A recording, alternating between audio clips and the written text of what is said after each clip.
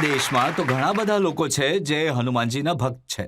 હા છે. કરોડો લોકો મંગળવારે શનિવારના તમે- દિવસે મંદિરે જાય છે, વ્રત રાખે છે, પ્રસાદ ચડાવે છે.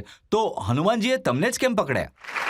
મારી સાથે થોડી વધારે જ ઘનિષ્ઠતા હશે, કદાચ મને વધારે પ્રેમ કરતા હશે. પણ આ કરોડો લોકોમાં હનુમાનજીના લાખો ભક્તો છે. એમણે પોતાની માટે માંગ્યું અને મેં આખા વિશ્વ માટે માંગ્યું છે.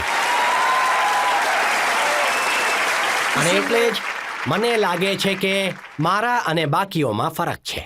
જો તમે શું માંગ્યું એના અમુક વિડીયોઝ મેં જોયા છે. વાહ.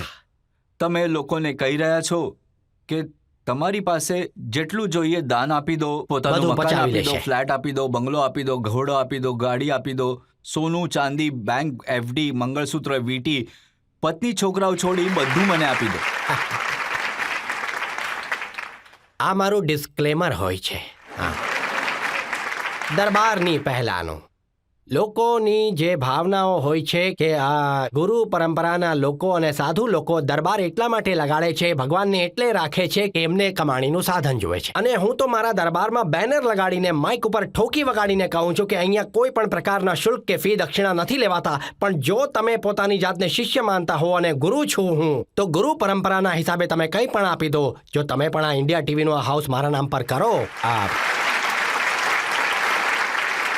તો મને વાંધો નથી, મને કોઈ વાંધો નથી.